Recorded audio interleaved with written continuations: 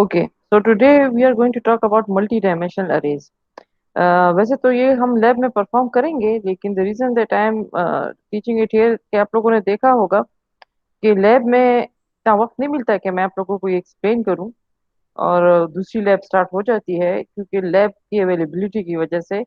और ज़्यादातर कभी कंप्यूटर्स ख़राब होते हैं, तो ये मैं इंशाल्लाह लैब में भी हम करेंगे। हमारी इस वीक की लैब भी मिस हो गई थी, लेकिन यहाँ पर इसको मैं पहले से ये टास्क एक्सप्लेन कर दूं। ये टास्क काफी आसान है, और पेपर जो लैब का टेस्ट होगा उसमें भी इनसे रिलेटेड ही है, इनसे ज्यादा मुश्किल नहीं आएंगे। मिक्स होके आएंगे या थोड़ा बहुत डिफरेंट आएगा, लेकिन ऐसा नहीं आएगा जो कि मतलब बहुत ही मुश्किल हो या मतलब ना किया जा सकता हो। ओके, अब अगर आप लोग देखें तो we have studied about arrays, now let's talk about multi dimensional array. And multi dimensional array को कहा जाता है अरे ऑफ अरेज, और ये एक किस्म का this is kind of a table form.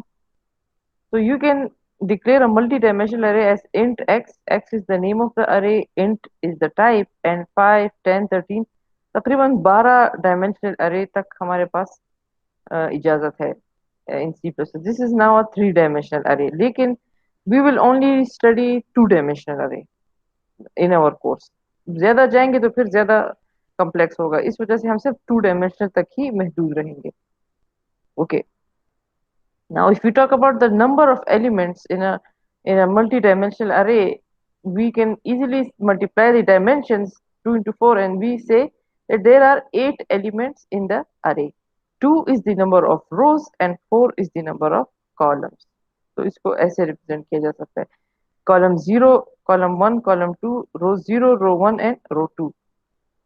और हर एक एलिमेंट जब एक्सेस होगा मल्टी डायमेंशनल अरे का, तो वो इस तरह हम लोग when we were talking about a single dimensional array तो हम सिर्फ x of I लिखते थे, x of 0 या x of 1। यहाँ पर हम दोनों डायमेंशन मेंशन करेंगे because this is a 2 dimensional array, so we have to mention the row and the column। पहला row 0, column 0, this is now one element but it has 2 dimensions।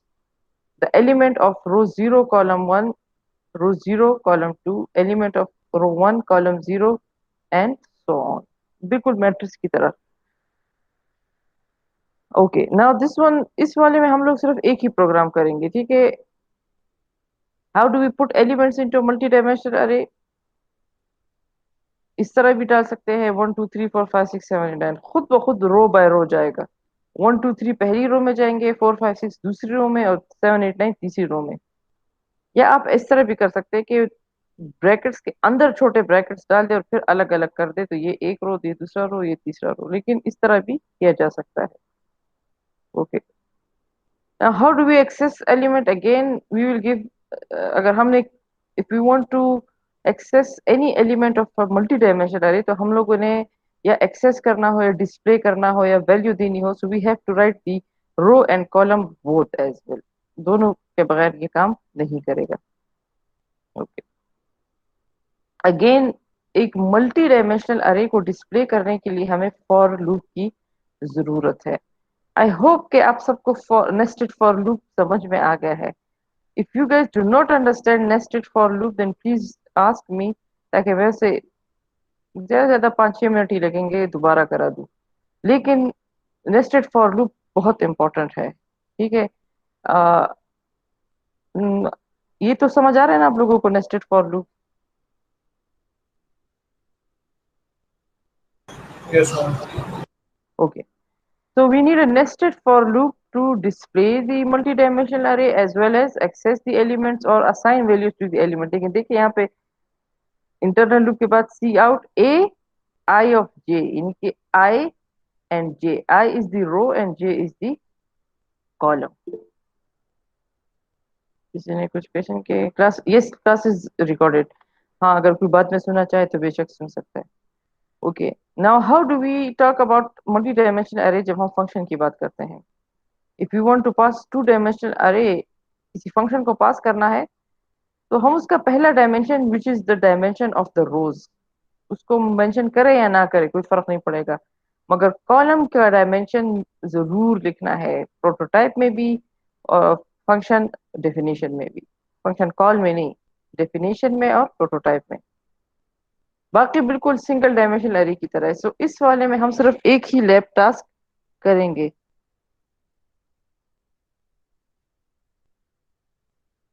And that is we have to declare a 2x2 अरे।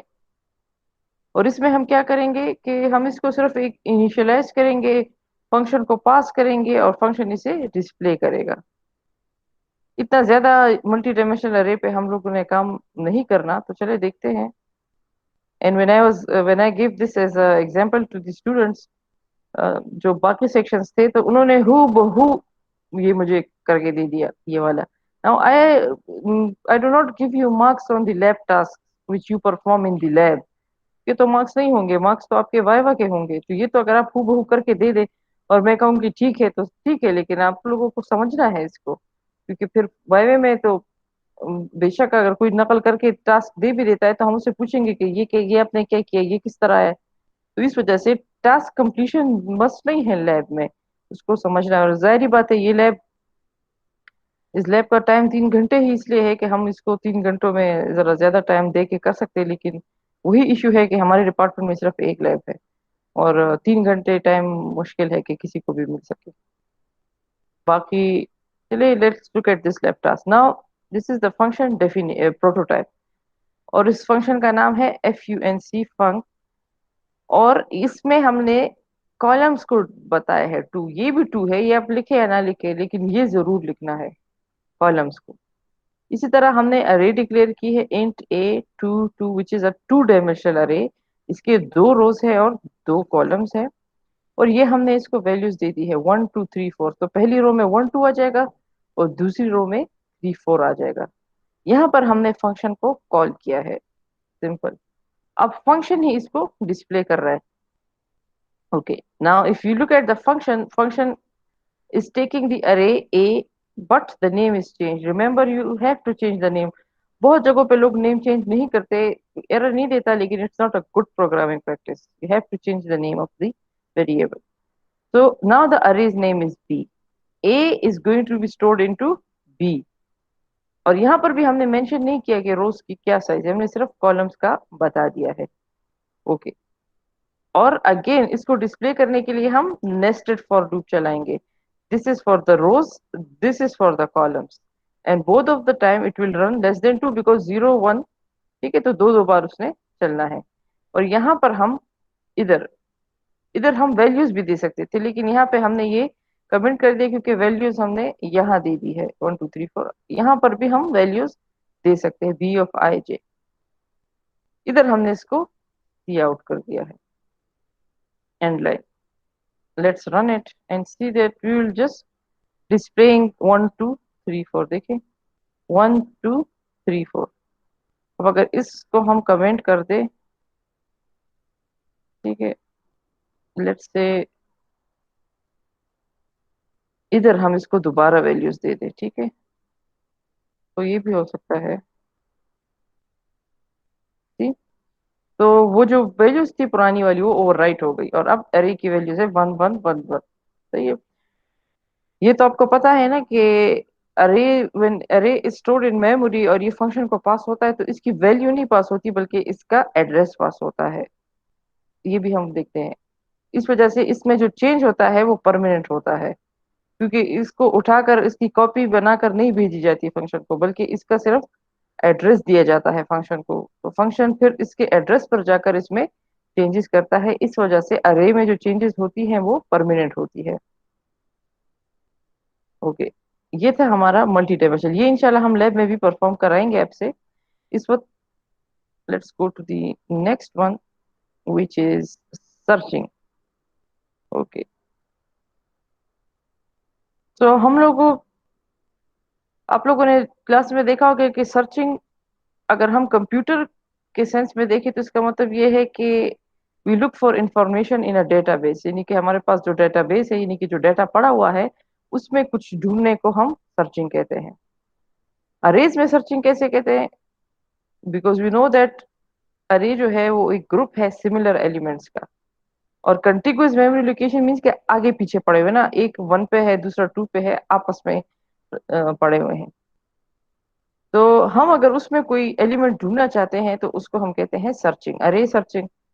बहुत सारी searching की techniques है अरे की, लेकिन हम दो करेंगे, एक है लीनियर सर्च और एक है बाइनरी सर्च। लीनियर सर्च काफी आसान है और सबसे सिंपल है। इसमें क्या होता है कि हम एक अरे में एक एलिमेंट ढूंढते हैं वन बाय वन, जीरो से लेकर आखिर तक। कैसे? लेट से ये एक अरे है, ठीक है, और इसमें हमने 20 को ढूंढना है। तो हम क्या करेंगे, पहले जीरो इंडेक्स पे ढूंढने के, नहीं है, फिर वन पे, फिर टू पे, फिर थ्री पे। अच्छा, 26 इंडेक्स पे नंबर आ गए तो सिक्स इंडेक्स को पास, अब ये नहीं कि 20 पास करेंगे, फंक्शन को सिक्स भेजेंगे और कहेंगे कि आप जो एलिमेंट ढूंढ रहे थे वो पोजीशन सिक्स पर पड़ा हुआ है। तो ये वन बाय वन, यानी कि अगर आपका एलिमेंट सबसे पहली पोजीशन पर है तो फिर तो आपका कंप्यूटिंग पावर कम इस्तेमाल होगा, लेकिन अगर आपका एलिमेंट सबसे आखिर में है तो फिर काफी ज्यादा कंप्यूटिंग पावर यूज होगी, क्योंकि वो एक एक एक को ढूंढेगा और एंड में जाकर उसे पता चलेगा कि एलिमेंट सबसे आखिरी इंडेक्स पे पड़ा हुआ है। इस वजह से सबसे सिंपलेस्ट है। अब again the search will start सबसे left most element which is actually zero से स्टार्ट होगा। If the element is found, it will return that index, means the position of that element in array. और अगर वो find ना हुआ तो आपने इस तरह प्रोग्राम नहीं बनाना कि अगर वो फाइंड हुआ तो ठीक है, आपने ये भी बताना है कि अगर वो फाइंड ना हुआ तो आपने -1 रिटर्न करना है। अब एक बात याद रखें, ये जो अभी हमने प्रोग्राम स्टार्ट किया ना मल्टी डायमेंशनल के बाद linear search, binary search, even इसके बाद जो ये जो पॉइंटर्स के, इसमें एक खूबी है linear search, binary search, bubble sort, कि ये जो प्रोग्राम्स हैं इनमें कोई चेंज नहीं हो सकता, ये एज इट इज वो है। इनका कोड जो है वो वही का वही है, इनके कोड में हम चेंज नहीं कर सकते, क्योंकि इनका एक प्री डिफाइंड कोड है, पहले से एक तरीकाकार है कि भाई इस तरह से हम लीनियर सर्च करते हैं। तो टीचर चाहे कुछ भी कर ले लेकिन वो उस तरीके को हम चेंज नहीं कर सकते। इनमें फायदा ये है कि linear search, binary search, bubble sort, इनका अपना एक प्री डिफाइंड मैकेनिज्म है, इस तरह से ये होते हैं। जिस तरह अगर आप लोगों ने मिड टर्म में देखा होगा, we can change a lot of things, we can change many methods, but linear search, binary search, these are as it is, इनमें कोई चेंज नहीं डाला जा सकता इनके टेक्निक में। हाँ, थोड़ा बहुत ट्रिकी बनाया जा सकता है but still they have the same technique. Okay, so अच्छा, दूसरी बात, रिमेम्बर दैट जितने भी आप प्रोग्राम्स करेंगे तो ये याद रखिए कि आपको कभी भी ऐसा प्रोग्राम नहीं आएगा जिसमें आपने, देखिए, I am asking you to linear search an array, लेकिन वो ऐसा नहीं होगा कि बस आप मेन में कर ले, ठीक है। No, it will never be like this, you will always use a function. जब आप लोगों ने फंक्शंस का चैप्टर पढ़ लिया तो याद रखिए कि उसके बाद जो भी चीज होगी that would be related to functions. Functions, और ये आपको पता होना चाहिए कि आपके लिए फंक्शन के थ्रू करना या मेन के थ्रू करना एक ही बात हो, it's just the same thing, it's just that एक थर्ड पार्टी को आप काम दे रहे हैं, इसका मतलब ऐसा है, ठीक है। तो जितने भी आपका कोई भी प्रोग्राम आएगा, यकीन करें कि ऐसा कभी भी नहीं होगा कि आपने मेन में ही करके दे देना है। तो remember that we are going to do everything with functions. अच्छा, एक और एलिमेंट है, मेरे ख्याल से टीचर ने क्लास में बताया भी होगा, दिस इज साइज ऑफ अरे। ये एक ऑपरेटर है पहले से, तो ये हम इसलिए इस्तेमाल करते हैं if we have a huge array, और लेट्स इसमें अक्सर आप काउंट करते हैं ना इंटीजर्स। अच्छा, एक सेकेंड, इस अरे का कितना साइज है, वन टू थ्री, इस तरह। तो अगर फर्ज करें आपके पास अरे का साइज बहुत बड़ा हो तो आप इस एलिमेंट, इस ऑपरेटर से भी अरे का साइज निकाल सकते हैं। साइज ऑफ ऑपरेटर का नाम है, आप अरे का नाम लिख दे और फिर अरे के किसी भी एलिमेंट पर उसको डिवाइड कर दे, पोजीशन जीरो हो, पोजीशन वन हो, तो वो आपको अरे का साइज देगा। ये मैं आपको दिखाती हूँ यहाँ पे साइज, ठीक है। देखिए, लुक एट हियर, हमारे पास एक अरे है इंट एयर, पता नहीं इसमें कितने elements, I can not count it, one two three four, what ever, सही है। तो सबसे पहले आप देखिए कि साइज ऑफ ए, यानी कि अगर मैं साइज ऑफ ऑपरेटर लिखूं और सिर्फ ए लिखूं तो क्या होता है। चलिए बाकी को मैं कमेंट कर दूं ताकि आपको समझ आए, ठीक है। इसको रन करते तो सिर्फ साइज ऑफ ए यानी कि अरे का नाम लिखने से क्या आएगा, 60, यानी कि 60 बाइट्स। इसका मतलब ये है। सही है, 60 बाइट्स। ओके।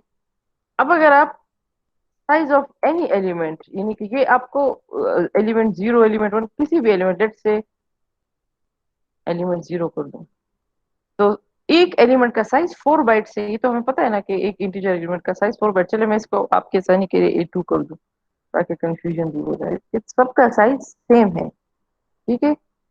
अब हम अगर साइज ऑफ अरे को साइज ऑफ ईच एलिमेंट पे डिवाइड कर दे, तो हमारे पास अरे की लेंथ आ जाती है। 60 डिवाइडेड बाय 4 हो जाएगा। तो 60 डिवाइडेड बाय 4 क्या है? 15। तो देखिए, 1 2 3 4 5 6 7 8 9 10 11 12 13 14 15।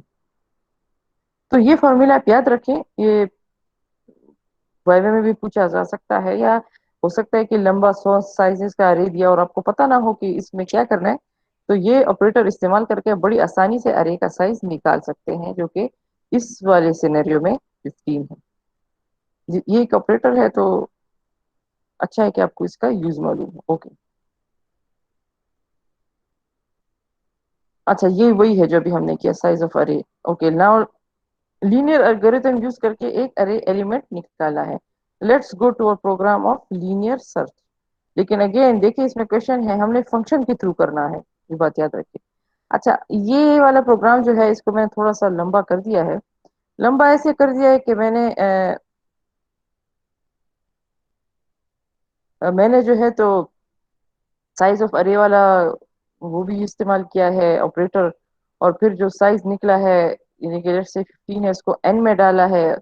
और लूप लूप के लिए एन इस्तेमाल किया। जैसे मैंने आपसे कहा था ना कि आप लूप को या तो इसमें भी इस्तेमाल कर सकते हैं, या एक लूप का नंबर भेजकर भी इस्तेमाल कर सकते हैं। ठीक है, तो इसमें कंफ्यूज ना हो, लेट्स टॉक अबाउट इट। पहले हमने क्या किया, एक अरे डिक्लेयर किया जिसका नाम है ARR।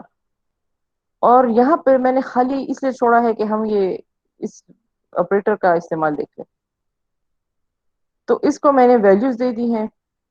और यहाँ पर इंट एन जो है वो साइज ऑफ अरे, तो एन में जो है इसके लूप नंबर ये आएगा 1 2 3 4 5 6 7 8 9। तो एन में इस वक्त 9 स्टोर हो जाएगा। ठीक है। इस वाले प्रोसेस के बाद आप ये हटा भी सकते हैं, डायरेक्ट 9 भी कर सकते हैं। एक्स वो की है, the element to be search in the array. अच्छा, अब अक्सर उसे मुझे स्टूडेंट्स ने कहा ना कि हम लोग जब एक प्रोग्राम को इंटरनेट पे देखते हैं तो उसको बहुत सारे तरीकों से किया गया होता है।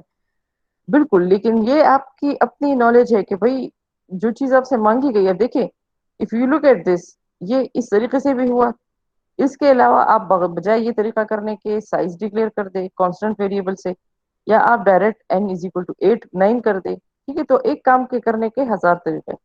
इसी तरह ये जो की है 8, जिसको हमने इस अरे में सर्च करना है, यहाँ पे मैंने ये खुद डिफाइन किया। ऐसा भी हो सकता है कि हम लोग यूजर से मांगे कि आपने इस अरे में कौन सा एलिमेंट ढूंढना है। इसी तरह ये अरे मैंने खुद डिक्लेयर की है। प्रोग्राम इसी तरह भी हो सकते हैं, जब आप नेट पे देखते हैं कि अरे भी हम यूजर से मांगते हैं, यूजर से कहते हैं इतने अरे एलिमेंट्स एंटर करो। अब पहले यूजर से ही पूछते हैं कि आपने कितने एलिमेंट्स का अरे बनाना है, और फिर उतने ही एलिमेंट्स यूजर से लेकर अरे में डालते हैं। ये भी हम कर सकते हैं। तो जितना आप प्रोग्राम को यूजर फ्रेंडली बना सकते हैं, आप बना सकते हैं। ठीक है, लेकिन आपका काम उस मेथड को, उस मैकेनिज्म को समझना है। ओके। अच्छा, अब यहाँ पे हमने क्या किया, इस वाले पोर्शन को छोड़ दे, इसको पहले इग्नोर कर दे। यहाँ पर हमने फंक्शन को कॉल किया। फंक्शन का नाम है सर्च। फंक्शन को एक अरे पास होगी, देखिए खाली छोड़ा है, ARR। एक एन पास होगा जो कि नंबर लूप के लिए है ना, कि अरे की कितनी लेंथ है। और एक एक्स पास होगा की, जो कि हमने अरे में ढूंढनी है। अब इसको छोड़े, यहाँ पर आए फंक्शन पे, ये इसका कंट्रोल चला गया। अब फंक्शन क्या कर रहा है, ये है फंक्शन की डेफिनेशन, मतलब फंक्शन की बॉडी। ये कुछ लोग यहाँ पे सेमीकोलन लगाते हैं, ये ना नहीं होता यहाँ पे, ये प्रोटोटाइप में होता है, डेफिनेशन में नहीं होता। यहाँ पे हमने क्या किया, रिटर्न टाइप फंक्शन का नाम, और फंक्शन में अरे आ रहा है। अच्छा, अब ये मैंने वही नाम लिख दिए हैं, वैसे मुझे लिखने नहीं चाहिए थे, लेकिन चले। अरे अरे में ही आ जाएगा, इधर अरे आ जाएगा, इधर आ जाएगा नंबर ऑफ एलिमेंट्स, यानी कि जितना लूप हमने चलाना है, और ये की के लिए है x। यहाँ पर हमने क्या किया कि एक और वेरिएबल डिक्लेयर करके, ये बाहर भी डिक्लेयर हो सकता है और लूप के अंदर भी। I is equal to zero, loop हम चला रहे हैं।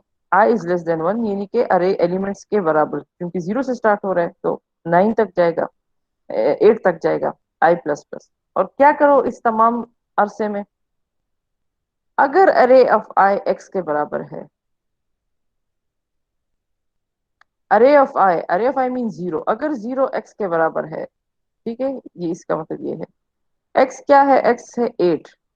अरे ऑफ आई क्या है, एलिमेंट एट पोजीशन जीरो, तो एलिमेंट एट पोजीशन जीरो क्या है, 3। अगर 3 8 के बराबर है तो आई रिटर्न करो, यानी कि जीरो रिटर्न करो। तो नहीं, 3 तो एलिमेंट जीरो पर जो वैल्यू पड़ी हो तो इसके बराबर नहीं है। अच्छा, तो फिर क्या होगा, फिर लूप इंक्रीमेंट होगी, फिर 1 पे चेक करो, फिर 2 पे चेक करो, हर एलिमेंट पे चेक करो आखिर तक। जब ये इक्वल, हाँ ये हो गया, जैसे ही ये इक्वल हो गया, अब ये कौन से पे इक्वल होगा, कौन से इंडेक्स पे, 0 1 2 3 4, फिफ्थ इंडेक्स पे ये, फिफ्थ इंडेक्स पे जो एलिमेंट पड़ा हुआ है, अरे 5, वो 8 है और आपका एक्स भी 8 है, हाँ ये दोनों इक्वल हो गए। तो क्या रिटर्न करो, आई। अब यहाँ पे एक चीज है, मैंने यहाँ पे लिखा है रिटर्न आई, और यहाँ पे मैंने ये भी लिखा हुआ है रिटर्न माइनस आई।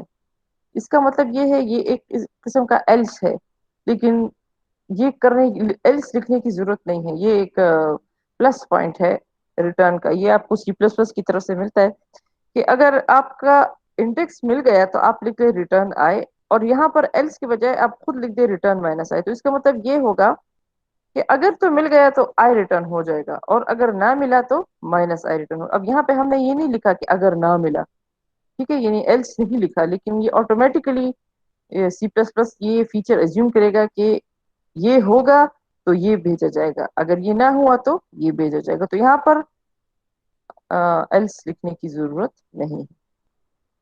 ये हद तक तो आपको समझ आ गई, ठीक है, कि अगर आई मिल गए। अब यहाँ पे भी कोई इतना खास इशू नहीं है, बस थोड़ा सा डिफरेंट है, थोड़ा सा डिफरेंट इस तरह कि हम लोग फंक्शन के थ्रू डिस्प्ले नहीं कर रहे हैं कि फंक्शन डिस्प्ले करे कि एलिमेंट मिल गया, बल्कि हम फंक्शन से कह रहे हैं कि आप एलिमेंट की पोजीशन मालूम करें और आप वो पोजीशन मेन को वापस भेजें, क्योंकि आपको ये भी तो आना चाहिए ना कि मेन को कैसे भेजा जाता है, ठीक है। तो यहाँ पर फंक्शन सिर्फ एलिमेंट मालूम कर रहा है और फंक्शन उस एलिमेंट को वापस भेज रहा है। जी, वो एलिमेंट चला गया, कहाँ पे चला गया, जहाँ पे हमने फंक्शन कॉल की है ना, यहाँ पे इंडेक्स में आ गया वो एलिमेंट, ठीक है, क्योंकि यहाँ पे हमने कॉल के बाद जो रिटर्न होगा वो इधर ही आएगा। इस वजह से ये हम इक्वल टू एक वेरिएबल करते हैं। तो यहाँ पर हमने एक वेरिएबल डिक्लेयर किया इंडेक्स, तो जो फंक्शन कॉल के बाद जो वैल्यू आएगी, या तो वो वन, या तो वो आई होगी, या वो -1 होगी, तो वो इंडेक्स में आके स्टोर हो जाएगा। अब यहाँ पर हमने एक दूसरा इफ एल्स किया है।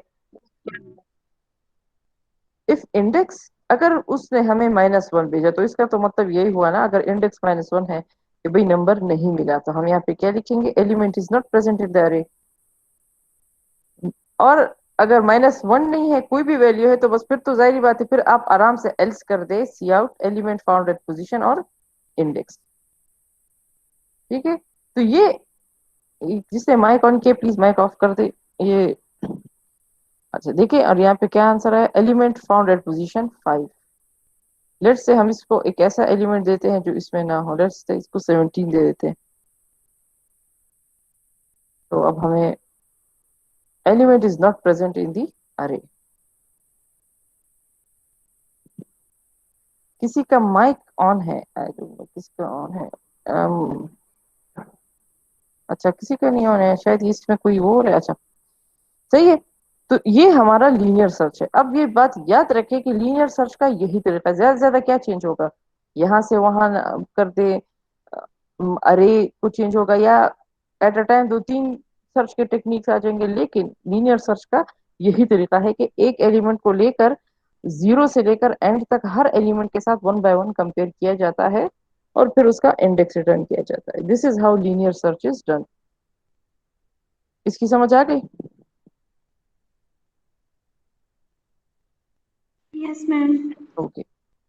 अब बात करते हैं, अच्छा ये वही है।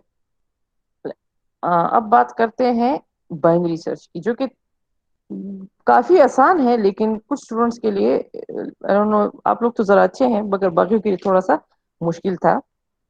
कि बाइनरी सर्च में एक शर्त है, आपकी अरे जो है वो सॉर्टेड होनी चाहिए। अब सॉर्टिंग आपने वो भी अभी देख लेते हैं, लेकिन सॉर्टिंग का मतलब ये है कि अरे या तो असेंडिंग ऑर्डर में हो या डिसेंडिंग ऑर्डर में हो। ठीक है, मिक्स ना हो। अब देखिए, ज्यादा से ज्यादा आपके लिए क्वेश्चन क्या आ सकता है, जितना मतलब पेपर की बात कर रही हूँ मैं, कि आपको एक अरे दे दी गई हो और वो सॉर्टेड ना हो, और उस पर बाइनरी सर्च अप्लाई करना हो। तो आप क्या करेंगे, आप पहले उसको सॉर्ट करेंगे बबल सॉर्ट के थ्रू, फिर आप उसमें बाइनरी सर्च अप्लाई करेंगे। जितना मेरा ख्याल है, ये इसका सबसे मुश्किल तरीन प्रोग्राम हो सकता है, कि सॉर्टेड ना हो और सर्च अप्लाई करना हो बाइनरी। ओके, तो बाइनरी सर्च में फायदा क्या है कि चूंकि हमारे पास अरे सॉर्टेड है, तो हम उसको दो हिस्सों में तकसीम कर सकते हैं, और बार बार तकसीम कर सकते हैं। कैसे? पहले हम पूरी अरे को कवर करेंगे। चलिए मैं डायग्राम से आपको दिखा दी थी। इस तरह ये हमारे पास एक अरे है, ठीक है, 0 से लेकर 9 तक। ये इसकी इंडेक्स 6 है, और ये इसकी 2 5 8 12 16, ये इसमें वैल्यूज पड़ी हुई है। और ये सॉर्टेड नहीं है, मतलब इसका कोई ये नहीं कि ये कम नंबर्स है या ज्यादा नंबर्स है। वैसे तो ये लुक सॉर्टेड ही रहे। अच्छा, मेरे ख्याल से ये असेंडिंग में है। ठीक है, लुक सॉर्टेड 16 है ना, दिस इज सॉर्टेड अरे। ओके, चलिए let's look at the method. ये सॉर्टेड है, लेकिन आई डोंट नो व्हाट दे। अच्छा, यहाँ पे हम क्या करेंगे कि हम इसको सपोज करते हैं कि ये सॉर्टेड नहीं है ना, कि मतलब ये सीक्वेंस वाइज नहीं है। तो हम क्या करेंगे कि हम अरे को, ये जो पूरी अरे है, इसको दो हिस्सों में तकसीम करेंगे। इसका पहला लोअर इंडेक्स निकालेंगे जो कि 0 होगा, ठीक है, और हायर इंडेक्स निकालेंगे जो कि यहाँ पे 9 है। तो आप ऐसा भी कर सकते हैं कि साइज -1 कर दे। अगर आपने अरे का साइज 10 रखा है तो साइज -1 कर दे, ठीक है। ये दो तो हम आराम से निकाल लेंगे। मिडिल पॉइंट कैसे निकालेंगे? Lower plus high divided by 2। देखिए, वैसे तो इसको देखने में आसान है, लेकिन इसको आप प्रोग्रामिंग की लैंग्वेज में कैसे करेंगे, वो मेन चीज है ना। तो एक मिडिल पॉइंट निकालेंगे। मिडिल पॉइंट कैसे होगा? लो प्लस हाई डिवाइडेड बाई 2। ये भी वेरिएबल्स है, और अक्सर स्टूडेंट्स ये कहते हैं ना कि अगर पॉइंट्स में आ गया, आ जाए ना पॉइंट्स में, ये तो इंटीजर टाइप है, पॉइंट को ये वैसे भी डिस्कार्ड कर देगा। तो मिडिल पॉइंट इसका आ जाएगा। फिर हम जो की है उसकी को देखिए, अब इसके अंदर हमने 23 सर्च करना है। Sorry sorry, this is a sorted अरे। ये हम सॉर्ट नहीं कर रहे, बल्कि हम इसमें 23 को ढूंढ रहे हैं। I was thinking about sorting. तो हम 23 को ढूंढेंगे। तो अब हमारे पास मिडिल पॉइंट आ गया 16। अब हम एक इफ स्टेटमेंट की मदद से देखते हैं कि क्या हमारा जो मिडिल पॉइंट, जो नंबर था 23, क्या वो 16 से बड़ा है या वो 16 से छोटा है। जब हम उसको 16 के साथ कंपेयर करेंगे, यानी कि मिडिल एलिमेंट पे जो नंबर पड़ा है उसके साथ, मिडिल नंबर पे, नहीं वो तो 16 से बड़ा है, तो इसका क्या मतलब हुआ कि अगर वो 16 से बड़ा है तो इस एरिया को तो आप डिस्कार्ड ही कर दे, क्यों? क्योंकि 16 से जो छोटे साइड है, मैं ढूंढने का फायदा ही नहीं है। वो तो 16 से बड़ा है, और ये सॉर्टेड अरे है, तो ये साइड डिस्कार्ड हो जाएगी। तो होगा क्या? होगा ये कि एल जो है वो यहाँ पे आ जाएगा, और हायर अपनी जगह पे रहेगा। क्यों? क्योंकि हम असल में लोअर को यहाँ पे ला रहे हैं ना। ये पोर्शन खत्म हो गया, तो लोअर की क्या वैल्यू हो जाएगी? m+1। क्यों? क्योंकि यहाँ पे हम लोअर को लेंगे, और हायर एज इट इज रहेगा।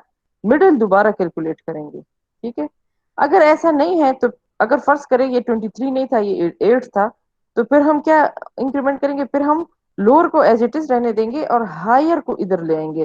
तो हायर हो जाएगा मिडिल -1, और फिर दोबारा मिडिल निकालेंगे। तब तक करेंगे जब तक मिडिल ही वो एलिमेंट नहीं बन जाता। यानी कि हम अपनी सर्च जारी रखेंगे जब तक हमारा मिडिल एलिमेंट हमारा सर्च की पे ना आ जाए। तो चलिए देखते हैं कि इसको हम प्रोग्रामिंग में कैसे करते हैं। ठीक है, ये बात याद रखिए कि इस कोड में हमें लोअर पॉइंट चाहिए, हायर पॉइंट चाहिए, और मिडिल पॉइंट चाहिए। ये तीनों चीजें चाहिए। और ये वही बात है कि in order to find the middle index we take the first index and the last one. if you don't know that we can find the size of, अगर हमें फर्ज करे इंडेक्सेस का नहीं पता, तो हम साइज ऑफ अरे वाला फॉर्मूला इस्तेमाल करके अरे की लेंथ निकाल सकते हैं, एटसेट्रा एटसेट्रा। ठीक है, तो middle is equal to first या low plus high divided by 2। ये वही बात है जो मैंने अभी आपको इस पिक्चर पे बताई है। So let's look at our lab task to use binary search to find an element in an array. Okay, अब बाइनरी सर्च में मैंने वाइल लूप इस्तेमाल किया है। इसकी वजह ये है कि ये फॉर लूप पे भी हो सकता है, लेकिन वो काफी जरा मुश्किल हो जाता है, तो ये वाइल लूप पर जरा आसानी से होता है। ठीक है। ओके, नाउ ये हमारा फंक्शन का नाम है, और इस फंक्शन को भी हम एक इंडेक्स, एक हम अरे भेजेंगे, एक हम मेरे ख्याल से अरे का साइज भेजेंगे, ठीक है, लेंथ, और एक की भेजेंगे, क्योंकि हमने इसमें सर्च करनी है।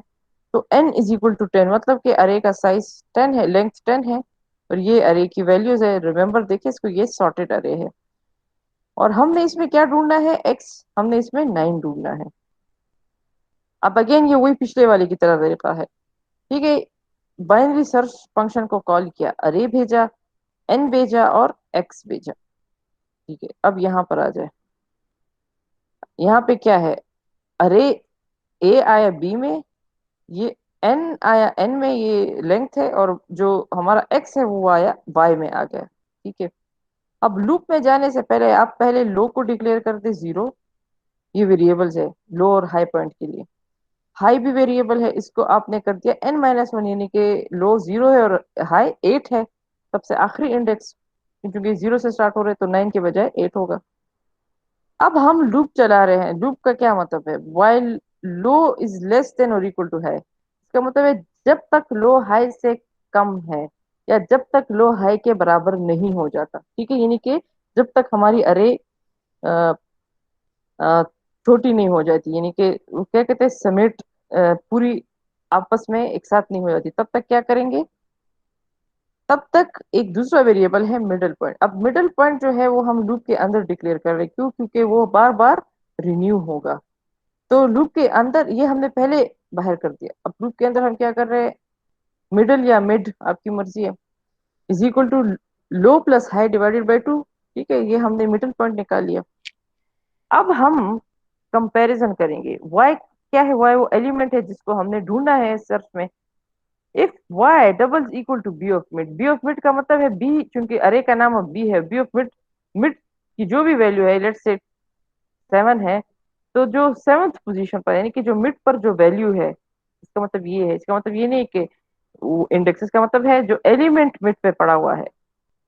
अगर y तो उसके इक्वल आ गया पहले ही एट्रिशन में, तो क्या करो, मिड रिटर्न करो, यानी कि हमने तो वो पोजीशन रिटर्न करनी है ना, कि ये इस पोजीशन पे आ गया। अगर ऐसा नहीं है, देखिए अब हमने 3 कंडीशंस चेक करनी है ना, तो इस वजह से हम पहले देखेंगे क्या y उसके बराबर है, नहीं, एल्स। लेकिन चूंकि 3 कंडीशंस है, पहले तो y बराबर है तो ठीक है, नहीं है तो फिर एल्स। लेकिन एल्स में दो बातें हो सकती हैं, या तो y उससे छोटा होगा, या y उससे बड़ा होगा। तो इस वजह से हम एल्स में, इसमें हम एल्स की दो कंडीशंस चेक करेंगे। एक, इफ y इससे छोटा है। अब अगर y मिड से छोटा है, देखिए पिक्चर को देखते हैं, अगर y मिड से छोटा है, ये y है, अगर y मिड से छोटा है यानी कि इस पोर्शन में है, तो फिर हम किसको, फिर हम लो को रहने देंगे और हाई को मिड-1 कर देंगे, ऐसा है ना। देखिए यहाँ पे, अगर y मिड से छोटा है तो लो के साथ हमने कुछ नहीं किया, हमने हाई को मिड-1 कर दिया। या फिर क्या हो सकता है, या फिर y बड़ा हो सकता है, तो यहाँ पे तो हमने लिखा ही नहीं, हमने कहा एल्स लो को मिड+1 कर दो, यानी कि या तो अगर वो से छोटा है तो यहाँ कर दो, नहीं तो लो को मिड+1 कर दो, लो को यहाँ पे लिया जो कि यहाँ पे हमने इसे किया, लो को मिड+1 कर दो। तो ये 3 कंडीशन चेक हो गई। अगर y बराबर है तो ठीक है, मिड रिटर्न कर दो, नहीं तो फिर दो बातें हो सकती है, या तो y उससे छोटा होगा या y उससे बड़ा होगा। तो यहाँ पे हमने y उससे छोटा कर दिया। अब यहाँ पे हमने नहीं लिखा कि y उससे बड़ा, क्योंकि बस वो ऑटोमेटिकली एज्यूम कर देगा ना कि अगर y उससे छोटा नहीं है तो फिर उससे बड़ा ही होगा। ठीक है, और फिर यहाँ पे अगेन हमने लिखा रिटर्न-1, मतलब कि अगर मिड रिटर्न ना हुआ तो फिर -1 रिटर्न हो जाएगा। सही है, तो ये ऑटोमेटिकली ये लूप चलता जाएगा जब तक लो और हाई इक्वल नहीं हो जाते। इसको ढूंढेगा, अगर नहीं है तो फिर ये इनको इंक्रीमेंट करेगा, फिर दोबारा करेगा, इस तरह लो और हाई के बीच में डिस्टेंस कम होता जाएगा। And if you see, let's run it, 9 lies at the position 8। क्यों, क्योंकि देखिए यहाँ पे देखिए, इसमें भी बाइनरी सर्च की तरह है। अगर इंडेक्स, यहाँ पे देखिए इंडेक्स में मिड की वैल्यू आ जाएगी, अगर -1 है तो हम कहेंगे नंबर नॉट फाउंड। नहीं तो ये एक्स हमने डिस्प्ले कर दिया, 9 लाइज एट द पोजीशन और इंडेक्स। हम ऐसा भी कर सकते हैं, लेट से इसको 15 कर देते हैं। ठीक है, अब आप रन करें तो 15 तो इसमें नहीं है, नंबर नॉट फाउंड। सही है। तो ये बात याद रखिए कि जब आप बाइनरी सर्च और लीनियर सर्च का प्रोग्राम बनाएंगे तो आप लोगों ने ये चीज याद रखनी है कि आप ये भी लिखेंगे कि हो सकता है एलिमेंट ना हो। अक्सर स्टूडेंट बस फाइंड वाले का कर देते हैं और नॉट फाइंड वाला ऑप्शन डालते ही नहीं है, जो कि एक आपके पॉइंट्स कम कर सकता है, क्योंकि ऐसा भी तो हो सकता है ना कि एलिमेंट ना हो अरे में। तो आपने दोनों कंडीशंस को देखना है। ओके, ये तो था हमारा सर्चिंग वाला। इसमें अगर किसी चीज की समझ ना आई हो तो पूछ लें, फिर हम दूसरे पे जाते हैं।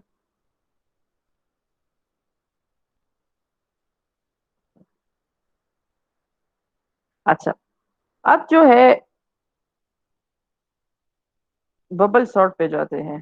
ठीक है, बबल सॉर्ट एक ही प्रोग्राम है, जैसे मैंने आपसे कहा ना कि हम अरे को सॉर्ट करते हैं। तो सॉर्टिंग का क्या मतलब है, that we arrange it systematically in groups. या तो हम उसको किसी भी सीक्वेंस में करेंगे जो कि हमें दिया गया हो। तो अरे सॉर्टिंग दो तरीकों से हो सकती है, या डिसेंडिंग होगा या असेंडिंग होगा। ठीक है, इसमें जाने से पहले आप स्वैपिंग को समझ ले कि स्वैपिंग किसे कहते हैं। ये हम मैंने बिल्कुल स्टार्ट में कराया होगा, मुझे अब याद नहीं आ रहा, लेकिन स्वैपिंग देखिए स्वैपिंग कैसे होती है। लेट्स से हमारे पास दो वेरिएबल है ए बी और एक है टेम्प। टेम्प इसलिए क्योंकि टेम्पररी वैल्यू होल्ड करने के लिए। ए की वैल्यू है 5 और बी की वैल्यू है 6, और ए को मैंने टेम्प में डाल दिया। ठीक है, ये हम करते क्यों हैं, मैं आपको एक कोट कर देती हूँ।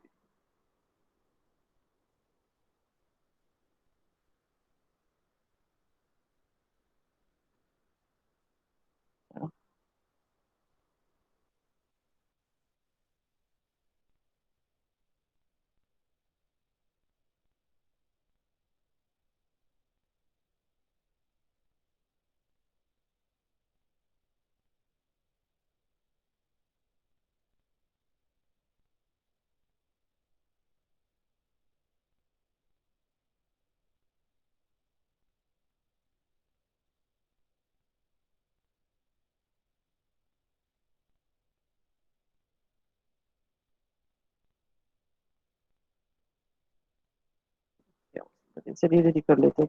अच्छा, लेट से हमारे पास ये तीन वेरिएबल्स हैं, ए बी और टेम्प। ठीक है, और ए की वैल्यू लेट से 5 है, और बी की वैल्यू जो है वो है 10। ठीक है, अब मैं चाहती हूँ कि मैं इनकी वैल्यू स्वैप कर दूं, ए को बी में डाल दूं और बी को ए में डाल दूं। ठीक है, अगर आप इनको लेट से डिक्लेयर कर डिस्प्ले कर दें और फिर बी को डिस्प्ले कर दें,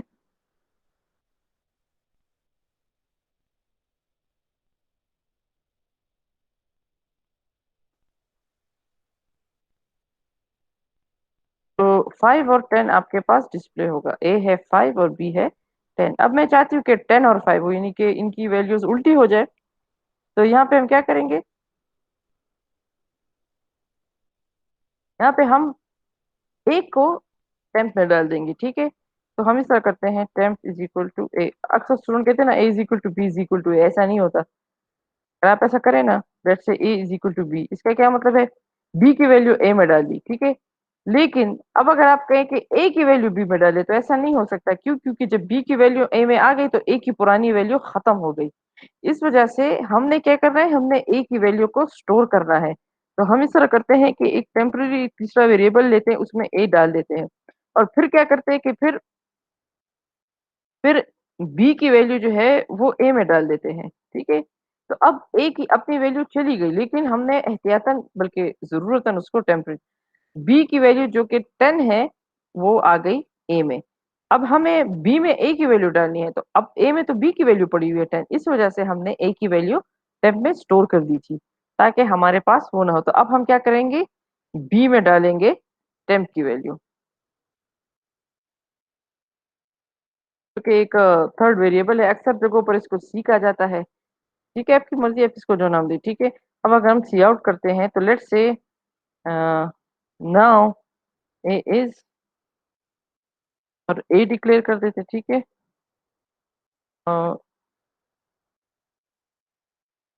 बी इज, और बी डिक्लेयर कर देते हैं, ठीक है। तो अब हम देखेंगे कि इनकी वैल्यूज ऑपोजिट हो गई हैं। पहले थी 5 10, now a is 10, b is 5, ठीक है। तो 5 और 10 के बजाय 10 और 5 हो गई, उल्टी हो गई। तो ये स्वैपिंग है। तो यही स्वैपिंग बबल सॉर्ट में भी हो रही है। कैसे? वही बात है कि हम उसको स्टोर इसलिए करते हैं कि वो बीच में जा सकती है। बबल सॉर्ट में क्या है, is simplest sorting algorithm that works by repeatedly swap करता है एडजेसेंट को। एडजेसेंट जैसे मैम, एलिमेंट्स। जी जी। मैम हम इस तरह कर सकते हैं, मतलब कंसोल आउट में अगर लिखे कि the value of A is B और value of B is A, इस तरह कर सकते हैं बबल साहब? बिल्कुल इस तरह कर सकते हैं, लेकिन वो बबल सॉर्ट नहीं होगा, क्योंकि देखिए बबल सॉर्ट में तो ये आपके पास अरे है, ठीक है। तो ये तो अगर आप इसको दे दे, ये इसको दे दे, तो उससे फर्क नहीं पड़ेगा। ये तो हम पूरी अरे को ही सॉर्टेड ऑर्डर में करें। हाँ, वो जो आपने स्वैपिंग की बात की है, वो तरीका भी हो सकता है कि आप ए के बजाय बी का वेरिएबल डिस्प्ले कर दे। असल में हम कह रहे हैं कि हमने इन वेरिएबल्स में वैल्यूज को डालना है। अब अगर आप यहाँ पे लिख देना कि, आपकी मतलब मैं समझ गया कि आप लिख देना कि द वैल्यू ऑफ बी, इसके बजाय ए लिख दे, इसके बजाय बी लिख दे, वो तो आपने डिस्प्ले में क्या कहते हैं चक्कर लगा लिया। लेकिन रियलिटी में तो ऐसा नहीं है ना। रियलिटी में तो ए में ए में ए ही की वैल्यू पड़ी हुई है, और बी में बी ही की वैल्यू पड़ी हुई है। हम चाहते हैं कि हम इनकी वैल्यूज ही चेंज कर दें। तो डिस्प्ले में तो बेशक यहाँ पे देखे ना, आप यहाँ पर बी लिख दे और लिख दे कि ये ए है, और असल में बी डिस्प्ले कर दे, तो वो तो ठीक है, डिस्प्ले में होगा। मगर रियलिटी में तो उसकी वैल्यू अपनी नहीं चेंज की ना। तो हम तो रियलिटी की बात करें, हम तो चाह रहे हैं कि इसकी वैल्यू सच में चेंज हो जाए। तो ओके इस मैम। वजह से इसमें स्वैपिंग मस्ट है, ठीक है।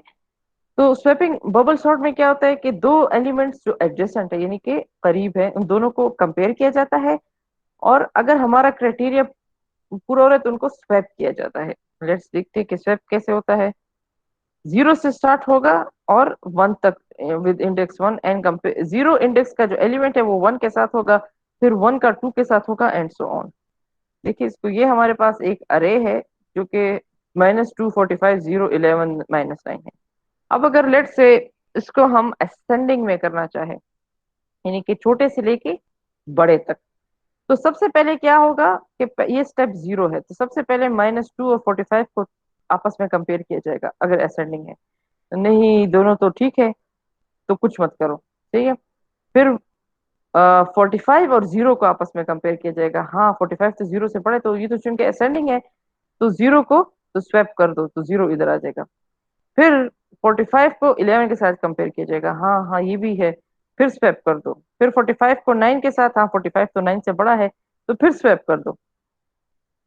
ये एक बार हो गया। फिर दोबारा हम चाहते हैं कि दोबारा हो, फिर दोबारा हो, जब तक होता रहे, जब तक ये सॉर्ट ना हो। तो देखिए, ये जो 1 से लेकर 4 तक ये जो चला, इसके लिए हम इंटरनल लूप चलाएंगे, ठीक है ना।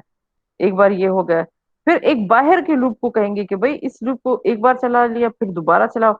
देखिए पहले एक बार कंपैरिजन हो गई, फिर दोबारा होगी, क्योंकि देखिए ये अभी भी सॉर्टेड नहीं है।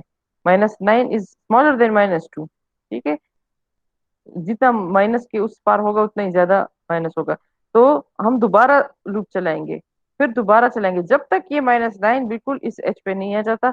-2 0 और फिर 11 45।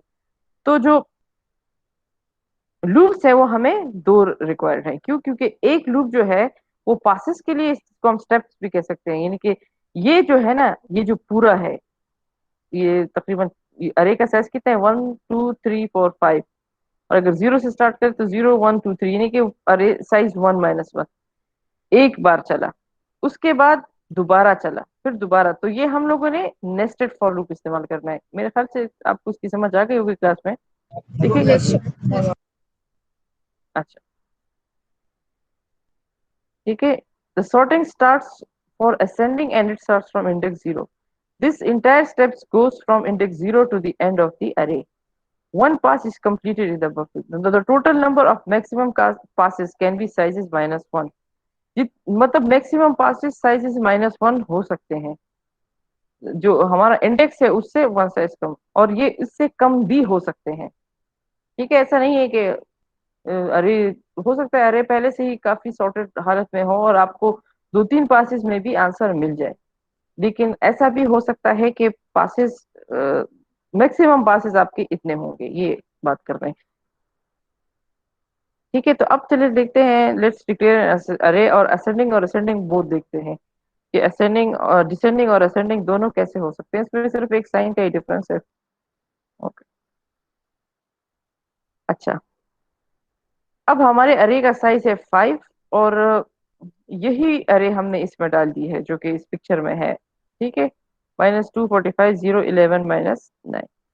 और हमने क्या किया, फंक्शन कॉल किया। फंक्शन को हमने अरे का अरे भेजा ए, और उसका साइज भेजा।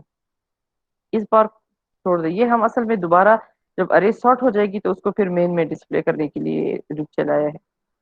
अच्छा, अब हमारा अरे ना, अभी हमारा बबल सॉर्ट है। बबल सॉर्ट में जो अरे आया ए, वो अरे में आया, और जो साइज था वो साइज में आया। अच्छा, अब देखिए इसमें एक और चीज है। दो तरीकों के बबल सॉर्ट होते हैं, एक होता है ऑप्टिमाइज्ड बबल सॉर्ट और एक होता है जस्ट बबल सॉर्ट। ठीक है, हम लोग सिर्फ बबल सॉर्ट करेंगे। ऑप्टिमाइज बबल सॉर्ट में ये जो मैंने आपको अभी पासिस का बताया कि कम से कम भी हो सकते हैं, उसमें फिर आप वो लोग एक फ्लैग सेलेक्ट करते हैं, और वो फ्लैग अगर पासिस कंप्लीट हो गए तो वो फ्लैग की वैल्यू हो जाएगी, वो काफी जरा अननेसेसरीली कॉम्प्लेक्स है। ठीक है, तो आप फिलहाल सिर्फ इतना याद रखें कि चलिए ठीक है, we will just run the loop. इसमें वो ऐसा भी हो सकता है कि लूप ज्यादा भी चले अपनी रिक्वायरमेंट से, लेकिन मैक्सिमम इतना ही चल सकता है। ठीक है, तो ये आउटर लूप जो है ये स्टेप साइजेस के लिए है। ये एक स्टेप हो गया, फिर दूसरा, फिर तीसरा, यानी कि एक बार पूरी अरे 9 तक यहाँ पर आ गई, लेकिन अभी भी ये सॉर्टेड नहीं है। तो ये स्टेप 0 हो गया, फिर स्टेप 1, स्टेप 2, स्टेप 3। हम तकरीबन जितनी अरे की साइज है उतने तक इसको चलाएंगे। तो ये लूप चलेगा स्टेप 0 से लेके साइज -1 तक। अब इसके अंदर वाला जो लूप है, जो कि यहाँ से 1 से लेके यहाँ तक आएगा, कंपेयर करेगा। अब अगर आप इस पे कंफ्यूज होते हैं तो आप इसको भी -1 कर दें। -i हम इसलिए कर रहे हैं कि ऑटोमेटिकली, ये मैं आपको बोर्ड पे करा रही थी, हम ऑटोमेटिकली अब देखेंगे कि इसके बाद जो दूसरा स्टेप होगा उसका साइज कम होता जाएगा। यानी कि पहली बार में ज्यादा एलिमेंट्स अनसॉर्टेड है, दूसरी बार में उससे एक कम होगा, फिर कम होगा, कम होगा। तो हम क्या कर रहे हैं, यहाँ पे ऐसा जो मैंने लिखा था ना, -i साइज -i क्या होगा, आई तो इनिशियली 0 है तो पूरी साइज तक चलेगा। फिर आहिस्ता आहिस्ता हम स्टेप्स कम करते जाएंगे, क्योंकि अरे वक्त के साथ साथ हर पास में सॉर्ट होती जा रही है। लेकिन अगर ये भी आपको कंफ्यूजिंग लग रहा है तो बस दोनों लूप्स को आप -1 तक चलाएं। ठीक है, इसमें सिर्फ ये नुकसान होगा कि हो सकता है आपकी जो अरे है वो पहले सॉर्ट हो चुकी हो और आप एक्स्ट्रा चला रहे हैं, लेकिन it is still going to give you the correct answer.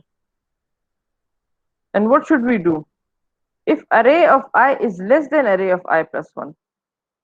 ठीक है, यानी कि ये अब असेंडिंग के लिए है। ठीक है, अगर अरे ऑफ आई, यानी कि लेट से अगर 0 का जो एलिमेंट है वो 1 वाले एलिमेंट से छोटा है, सॉरी ये डिसेंडिंग के लिए है, हाँ हाँ, ये डिसेंडिंग के लिए है।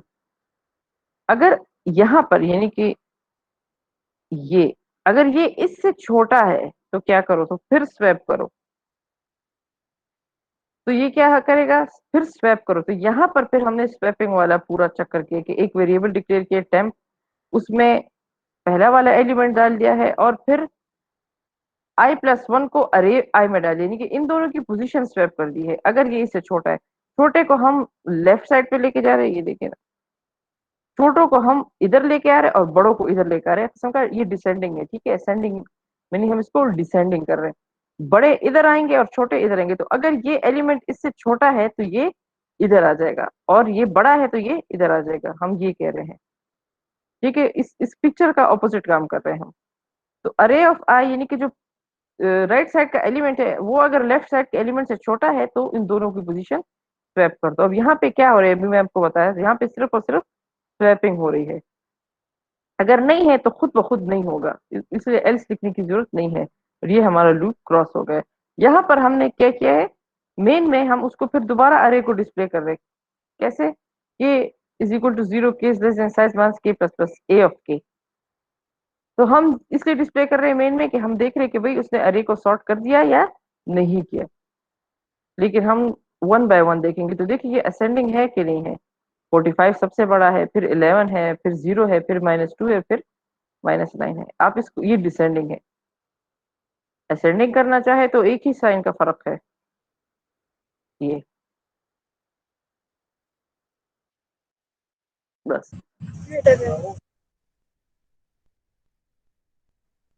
ठीक है, तो ये असेंडिंग हो गया क्योंकि -9 सबसे छोटा है, फिर -2, फिर 0, फिर 11, फिर 45।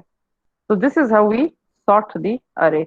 अब आपके पास जो सबसे मुश्किल सवाल आ सकता है सॉर्टिंग और सर्चिंग में, वो यही होगा कि आपको एक अनसॉर्टेड अरे दी जाएगी, आपको कहा जाएगा कि इसको सॉर्ट कर ले, और फिर कहा जाएगा कि इस पे बाइनरी सर्च अप्लाई कर ले, क्योंकि वो जरा मुश्किल है लीनियर से बस।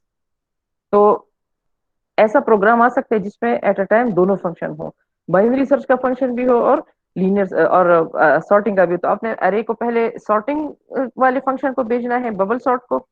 जब वो सॉर्ट हो जाएगा तो फिर आपने उसको दोबारा फंक्शन कॉल करना है, कहाँ भेजना है, बाइनरी सर्च में। ज्यादा से ज्यादा इस तरह का, तो इस पे आप प्रैक्टिस करें। ठीक है, ये आपका सबसे मुश्किल तरीन प्रोग्राम हो सकता है सॉर्टिंग और सर्चिंग में। ओके। एक्सक्यूज मी अच्छा। मैम। यस। मैम यहाँ पे हमने लीनियर और बाइनरी सर्च दोनों में एक ही करे यूज किया है, मतलब एक से ज्यादा यूज नहीं कर सकते। क्यों नहीं यूज कर सकते, फिर हम फंक्शन को 2 बार कॉल कर लेंगे। ठीक है, देखिए ये फंक्शन इस वक्त डिफाइन एक ही अरे के लिए हुआ है। ठीक है, ये एक वक्त में एक ही अरे देख सकता है। आपने 2 अरेज को चेक करने तो आप इधर 2 अरे लिख दे, ठीक है, और फंक्शन को 2 बार कॉल कर ले। लेकिन ये फंक्शन डिक्लेयर सिर्फ एक अरे के लिए है, ये एट अ टाइम एक ही अरे में सर्च कर सकता है, 2 अरे में नहीं कर सकता। 2 अरे में करने का मतलब वो फिर इस तरह लॉजिकल बात नहीं है ना। आपने 2 अरेज को में बबल सॉर्टिंग करनी है तो फंक्शन को 2 बार कॉल कर ले। तो ऐसा प्रोग्राम कभी नहीं आता कि 2 अरेज को बबल सॉर्ट किया जाता हो at the same time. 2 arrays दिए जा सकते हैं, बस आसान काम है, आप 2 फंक्शन कॉल कर ले, एक ये कर ले, फिर इसके नीचे दूसरे अरे को कॉल कर ले। लेकिन ओके बात मैम। देखनी है ना। ठीक है।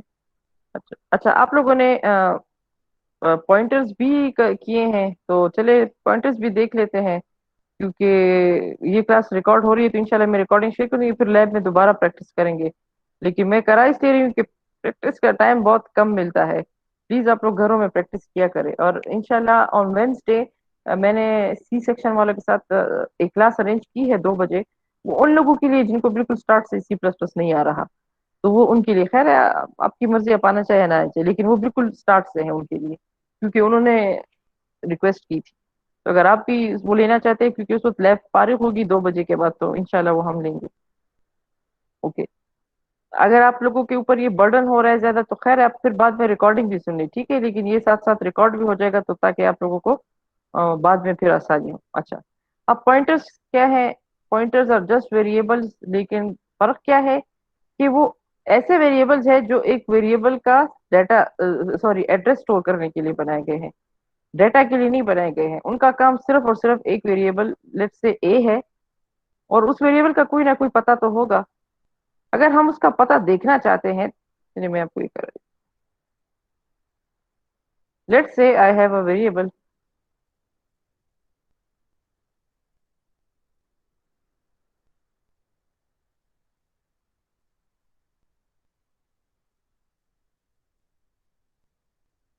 ठीक है।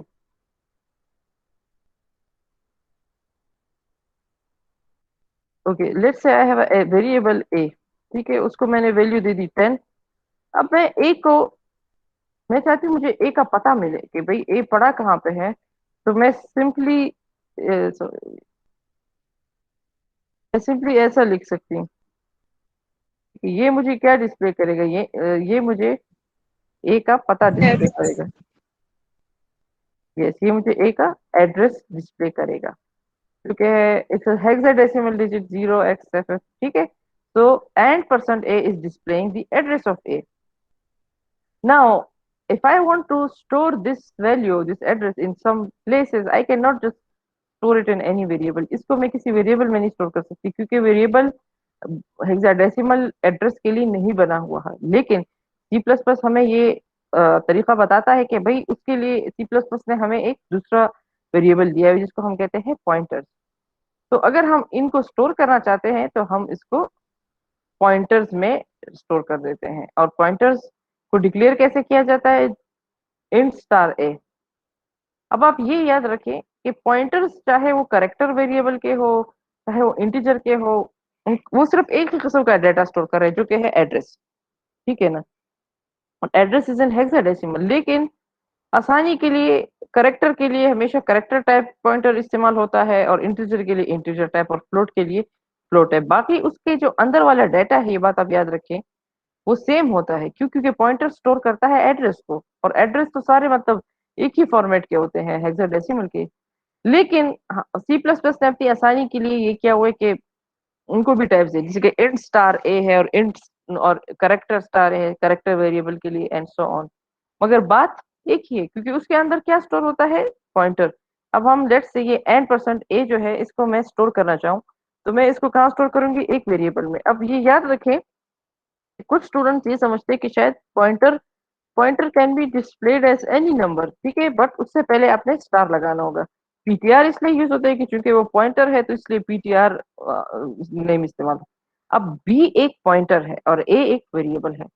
हम चाहते हैं कि बी में हम ए का डेटा स्टोर करें, तो हम कैसे स्टोर करेंगे? ए का एड्रेस हम ऐसे करेंगे, बी इज इक्वल टू। अब एड्रेस ऐसे नहीं स्टोर होगा कि B is equal to A करे, एड्रेस ऐसे स्टोर होगा, B is equal to and A. सही, तो इसमें क्या स्टोर हो गया? इसमें बी का एड्रेस स्टोर हो गया। अब हम देखते हैं क्या वाकई हमारी बात सही है। ठीक है, तो क्या करते हैं? बी को डिस्प्ले कर देते हैं। तो बी में क्या पड़ा? बी एक पॉइंटर है। क्यों? इसमें इसमें डिक्लेरेशन में क्या फर्क है? यहाँ पे अपने 8 के ऊपर जो स्टार है वो लगाना है।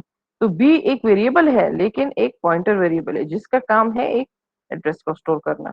नॉट डिस्प्ले, दोनों एक जैसे आने चाहिए। ठीक है, दोनों बिल्कुल एक जैसे हैं। ठीक है, तो बी ने क्या किया? ए के एड्रेस को स्टोर कर दिया। सही है, ओके। अब एक चीज और होती है जो कि अक्सर स्टूडेंट्स देखते हैं, कि अगर मैं चाहूं कि जो मेरा पॉइंटर है, अब मेरे इस पॉइंटर में क्या पड़ा हुआ है? ए की वैल्यू पड़ी हुई है ना, ए का एड्रेस पड़ा हुआ है। अब मैं चाहती हूँ मैं मुझे ए के वैल्यू को एक्सेस करूँ, तो वो आपने डी रेफरेंस करना है, दोबारा स्टार इधर लिखना है। एक बार ये डिस्प्ले डिक्लेयर हो चुका है, दोबारा जब आप दोबारा स्टार लिखेंगे तो अब ये ए की वैल्यू डिक्लेयर करेगा। ठीक है, जिस इसके अंदर जो एड्रेस पड़ा हुआ है ना, उसकी वैल्यू डिक्लेयर करेगा ऐसे। देखिए, दोबारा उसने 10 डिस्प्ले किया। ठीक है, तो ये स्टार इस वक्त डी रेफरेंसिंग है, एंड रेफरेंसिंग है, मतलब उसको उसके बी के अंदर ए का पता पड़ा हुआ है। लेकिन जब हम बी के साथ स्टार लगाएंगे तो वो आप उसके अंदर जो पता पड़ा हुआ है, जो एड्रेस, उसमें जो वैल्यू पड़ी हुई है, ये उसको डिस्प्ले कर देता है। ये बात याद रखें। लेकिन यहाँ पे नहीं, डिक्लेरेशन के बाद अगर आप इसके साथ स्टार लगाएंगे तो तब ये ऐसा करेगा। ठीक है, यस अच्छा, मैडम। ओके। अच्छा, अब एक और चीज है, call by reference, call by value. इसका क्या मतलब है? ये अगर आप लोग को याद हो, हमने अरेज में भी देखा था। यहाँ पे है कि when we send a variable to a function, तो हम क्या करते हैं? वेरिएबल की असल में एक कॉपी भेजते हैं। मगर अगर हम उस वेरिएबल का एड्रेस सेंड करते हैं तो उसको हम कहते हैं कॉल बाय रेफरेंस। अब जितने भी फंक्शंस हमने किए, उसमें हमने वैल्यू भेजी थी ना, एक सिंगल वेरिएबल की। अरे की भी हमने सिर्फ नाम भेजा, मगर हमने कहा कि ये कॉल बाय रेफरेंस हो रहा है। इस पर एक प्रोग्राम करते हैं। ठीक है, right a programme having two functions, both should square the value, but one for call by value and other for call by reference। ठीक है, दो फंक्शंस बना रहे हैं, एक कॉल बाय वैल्यू पे काम करेगा और एक कॉल बाय रेफरेंस पे काम करेगा। ठीक है, अब देखिए दोनों फंक्शन, एक का नाम है वैल्यू, क्योंकि कॉल बाय वैल्यू के लिए है, ये एक ही वैल्यू लेगा इंटीजर की। और एक का नाम है रेफरेंस, ये लेगा पॉइंटर। इस वजह से यहाँ पर हमने इंट के साथ स्टार लगा लिया। ए बी सी लिखने की जरूरत नहीं है, सिर्फ उसको ये बताने की जरूरत है कि भाई आपके पास, आपको पास एक पॉइंटर पड़ा हुआ है। ठीक है, अब हमने दो वेरिएबल डिक्लेयर किए, एक ए है और एक बी है। ए की साइज है 20 और बी में पड़ा हुआ है 40। वैल्यू फंक्शन को कॉल किया और उसको ए भेजा। अब इसका क्या मतलब है? वैल्यू को एक ही वैल्यू चली गई ए, लेकिन रेफरेंस फंक्शन को कॉल किया तो रेफरेंस के अंदर तो स्टार पड़ा हुआ है, पॉइंटर पड़ा हुआ है, तो पॉइंटर को तो हम वैल्यू नहीं भेज सकते, पॉइंटर को तो हम एड्रेस भेजेंगे। ये बात याद रखें, अक्सर स्टूडेंट इसमें गलत हो जाते हैं। तो एड्रेस हम एंड बी भेजेंगे।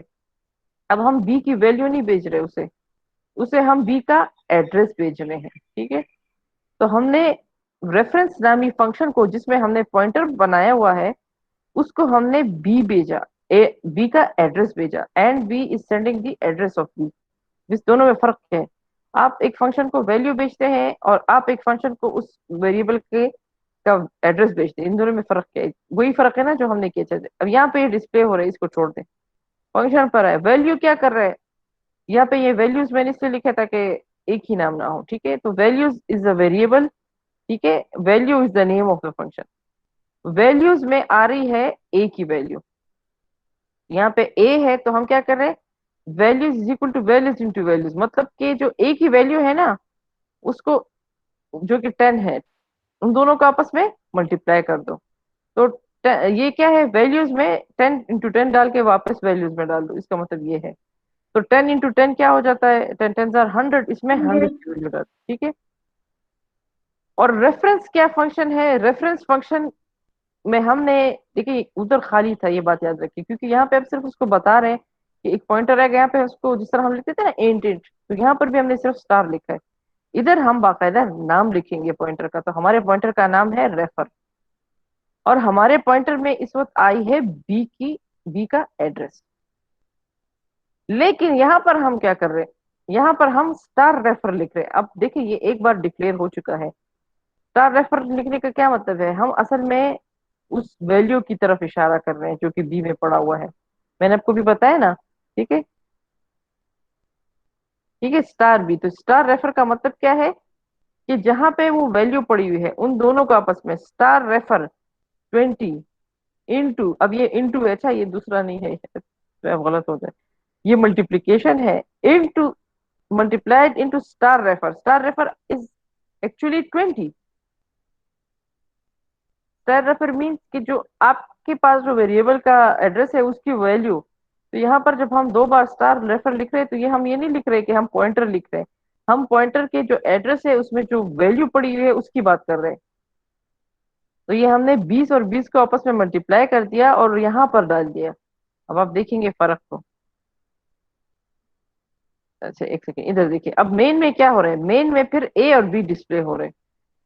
अब ए की वैल्यू 20 थी जो कि हमने फंक्शन में 100 कर दी, और बी की वैल्यू 40 थी जिसको हमने 40 इंटू 40 कर दिया। अब देखते हैं कि दोबारा जब हम इनको मेन में डिस्प्ले करें तो क्या हो रहा है, ए की वैल्यू 20 ही रही।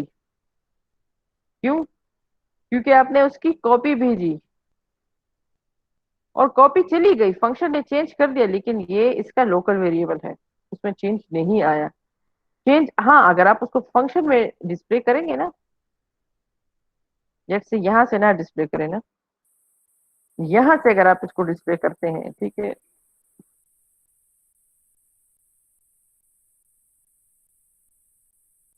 जैसे वैल्यू इन फंक्शन इज,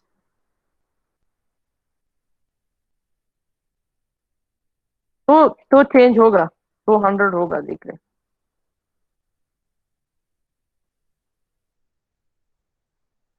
एक सेकेंड।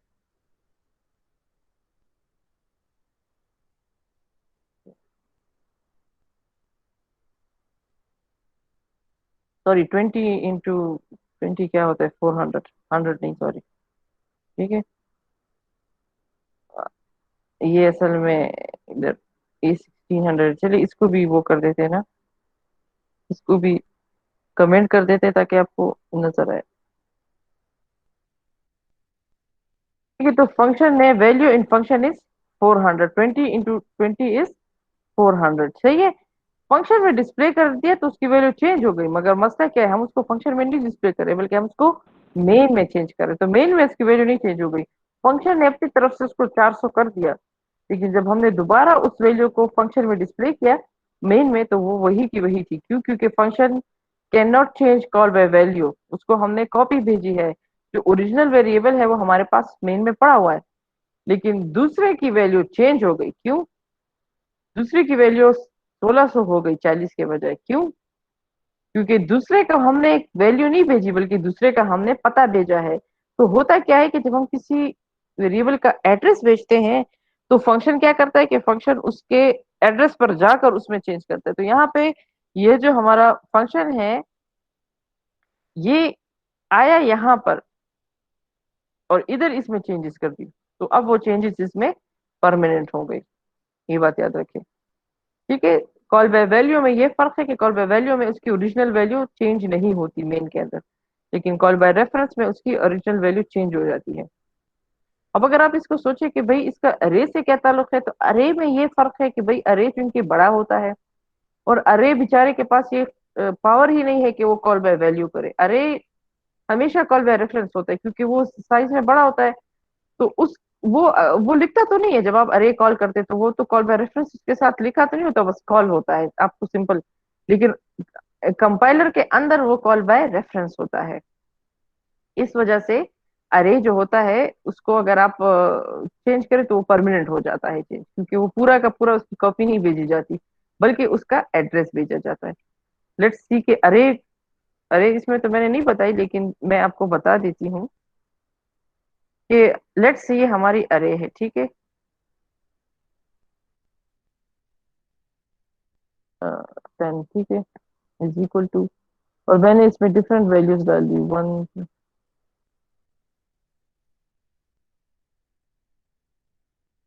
नहीं है।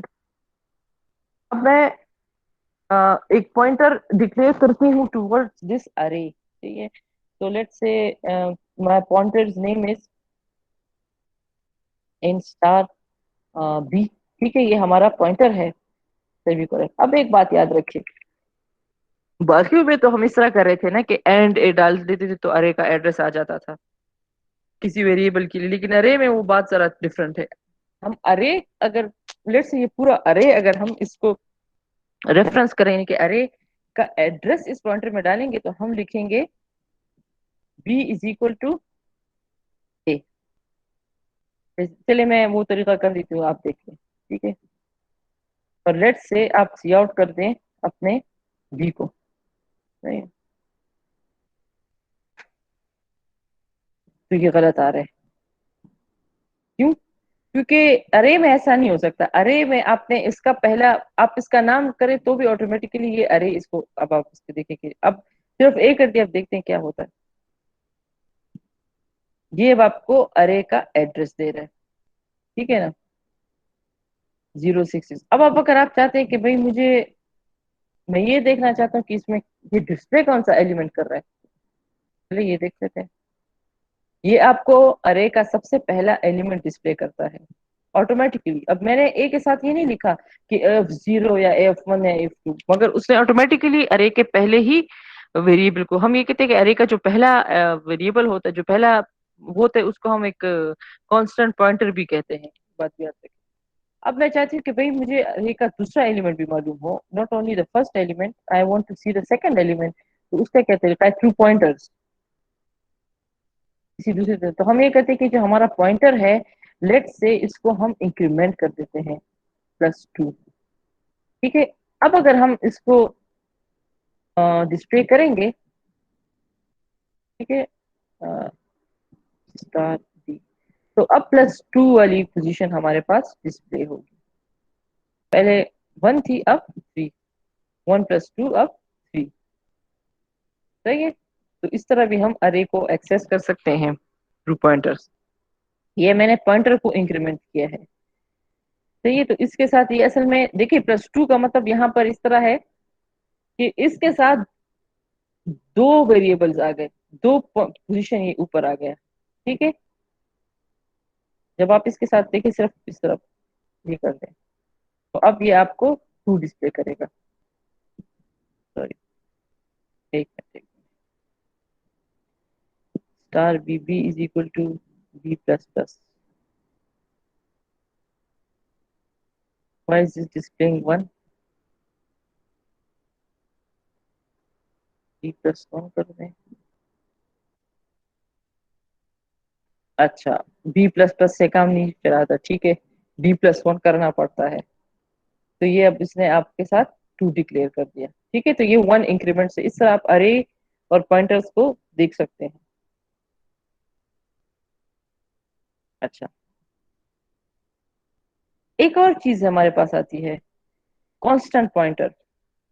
कांस्टेंट पॉइंटर्स ये है कि उनमें जो एड्रेस होता है उसको आप चेंज नहीं कर सकते, और उनमें जो वेरिएबल्स का एड्रेस पड़ा होता है उनको आप चेंज नहीं कर सकते। कांस्टेंट पॉइंटर को डिक्लेयर कैसे किया जाता है? कॉन्स्ट इंट स्टार पीटीआर, यानी कि इंटीजर से पहले, जिस तरह हम वेरिएबल से पहले कांस्टेंट लिखते हैं, यहाँ पर भी आप कांस्टेंट लिखेंगे और इसका एड्रेस सेम होगा। आप इसकी एड्रेस की वैल्यू, जो वैल्यू है वो भी चेंज नहीं कर सकते। इसी तरह हमारे पास ऐसा भी हो सकता है कि constant pointers to constant values हो, यानी कि आपका वेरिएबल भी, ये मैं आपको कराती हूँ, आपका वेरिएबल भी कांस्टेंट हो और आपका पॉइंटर भी कांस्टेंट हो। अच्छा, अच्छा, अब देखिए ये मेरे पास एक वेरिएबल है ए जिसकी वैल्यू है 10। अगर मैं इसको कांस्ट कर दूं, ठीक है, तो देखिए यहाँ पे ये काम नहीं करेगा ये। क्यों? क्योंकि एक कांस्टेंट वेरिएबल को एक आम पॉइंटर पॉइंट नहीं कर सकता, उसके लिए भी आपको एक कांस्टेंट पॉइंटर की जरूरत पड़ेगी। तो ये अब एक कांस्टेंट वेरिएबल है और उसको हमने एक कांस्टेंट पॉइंटर असाइन कर दिया ऐसे। एक सेकेंड, एक मिनट, ये ये असल में इधर नहीं लिखना, ये उधर लिखना है। ठीक है,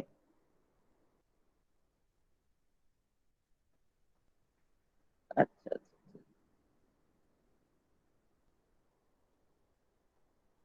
तो ये अब उसकी ऊपर देखें, ऊपर एंड पॉइंटर, यानी कि ऊपर जो है इसने ए का एड्रेस डिस्प्ले किया और नीचे स्टार ए पॉइंटर पे इसने ए की वैल्यू डिक्लेयर की है। ठीक है, ये ए पॉइंटर असल में इस पॉइंटर का नाम है, लेकिन मैंने इसका नाम ए पॉइंटर इसलिए लिख दिया ताकि ये बताएं कि ये ए की तरफ पॉइंट कर रहा है। इस वाले प्रोग्राम का मकसद ये है कि आपको पता चले कि एक कांस्टेंट वेरिएबल के लिए एक आम पॉइंटर काम नहीं करेगा, उसके लिए भी आपने एक कांस्टेंट पॉइंटर डिक्लेयर करना है। ये फर्क है। तो अगर आपने कांस्टेंट नहीं किया तो देखिए वो गलती दे रहा है आपको। कांस्टेंट हटा दे, जस्ट एक पॉइंटर कर दिया और उस पॉइंटर को आप ए की वैल्यू असाइन कर रहे थे, देखिए वो आपको एरर इस लाइन पे दे रहा है। यहाँ तो इसलिए नहीं दे रहा, यहाँ तो आपने पॉइंटर डिक्लेयर कर दिया, यहाँ पे आपको कह रहा है कि const int to int f permissive, के मतलब ये नहीं है परमिसिव। ठीक है, तो ये बात याद रखिए कि एक कांस्टेंट वेरिएबल को आपने एक कांस्टेंट पॉइंटर ही असाइन करना है। अच्छा, तो बस इतना ही था आज। अच्छा, एनी क्वेश्चंस? ये रिकॉर्डिंग बंद कर दीजिए।